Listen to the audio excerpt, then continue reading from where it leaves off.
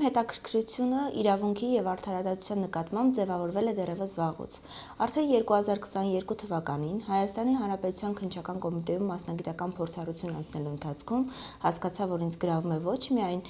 օրենսդրության տեսական իմացությունը, այլ նաեւ դրա գործնական կիրառումը կոնկրետ հանցագործությունների բացահայտման ոլորտում։ Քննչական կոմիտեում ծառայություն իրականացնելը հայրենիքին ծառայելու առանձնահատուկ դրսևորման ձև է։ Ուստի քննիչի մասնագիտությունը ինձ հնարավորություն ընձեռնեց համադրելու վերլուծական, ստեղծագործ մտքերը պատասխանատվության բարձր զգացողության, հասարակությանը օգտակար լինելու, ինչպես նաև հայրենիքից ծառայելու անհագ ցանկության հետ։ Իմ ճանապարհը սկսվեց տարբեր համալսարաններում իրավաբանական գիտությունը ուսումնասիրելուց, որին հաջորդեց մասնագիտական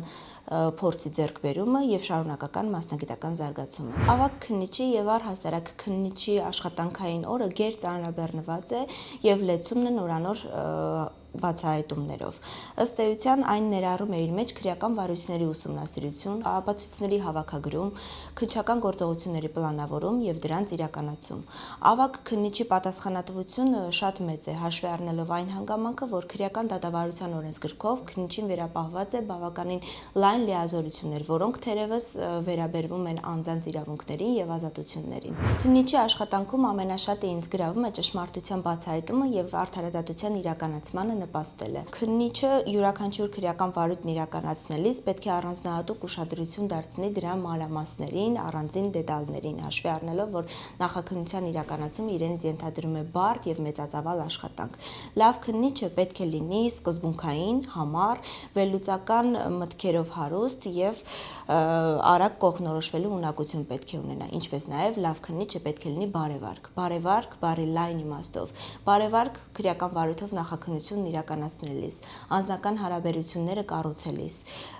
գործընկերների եւ գործընկեր կառույցների ներկայացուցիչների հետ հարաբերություններ կառուցելիս։ Հայաստանի Հանրապետության քննչական կոմիտեի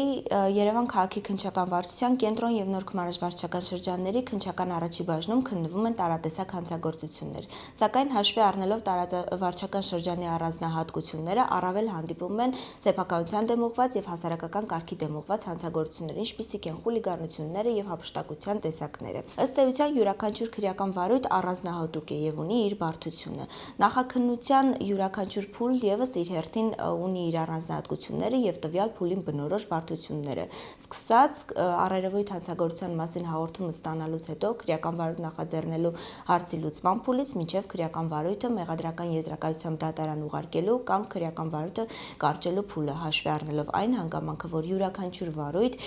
իր մեջ պարունակում է մեկ կամ մի քանի անձանց ճակատագրեր։ Ըստ էության ավտոմեքենաների կողապակիների հափշտակության դեպքերը իրոք բավականին շատացել են, դրանք սովորաբար կատարվում են արագ եւ բավականին պրոֆեսիոնալ եղանակով, սակայն հաշվի առնելով արդի տեղեկատվական տեխնոլոգիաների ներմուծությունը նաեւ քրեական դատավարության օրենսգրքում հնարավորություն են տալիս առավել արդյունավետ բացահայտել նմանատիպ հանցագործությունները, ինչպիսիք են տեղեկատվական տեխնոլոգիաների տեսանկարող սարքի տեսագրությունները, բաժանորդային եւ փոխանցվող տվյալները։ Ըստ երևույթին վիճակագրություն ներկայումս ես չեմ կարող թվերի մասին խոսել, սակայն լինում են դեպքեր եւ բացահայտվում է տվյալ հանցագործությունները, կախված է հանցագործության կատարման եղանակից, ձևից եւ տվյալ իրադրությունից։ Սովորաբար հափշտակության տեսակ գողությունը կատարում են տեխնիկական միջոցների օգտագործմամբ շատ արագ, հիմնականում կարելի է ասել տվյալ հանցագործության կատարման մեջ արդեն իսկ պրոֆեսիոնալ դարձած անձանց կողմից, ինչը իր հերթին դժվարացնում է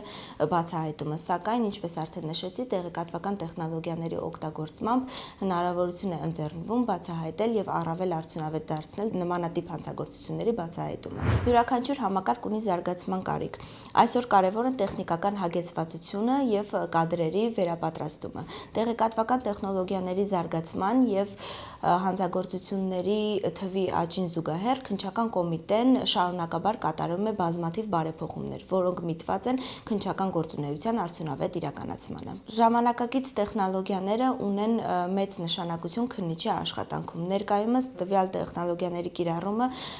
բավականին արդյունավետ է դարձնում նախաքննության իրականացումը եւ դրանք են տեսանկարանող սարքերը, որոնք կիրառվում են ինչպես հանցագործությունների բացահայտման համար, այնպես էլ քննչական գործողությունների արձանագրման եղանակ են որպես ծառայում, մասնավորապես քրեական դատավարության օրենսգրքի համաձայն քննչական գործողությունները բացառությամբ մի քանիսը կատարվում են տեսանկարող սարքի միջոցով, ինչպես նաև էլեկտրոնային թվային ապացույցների ներդրումը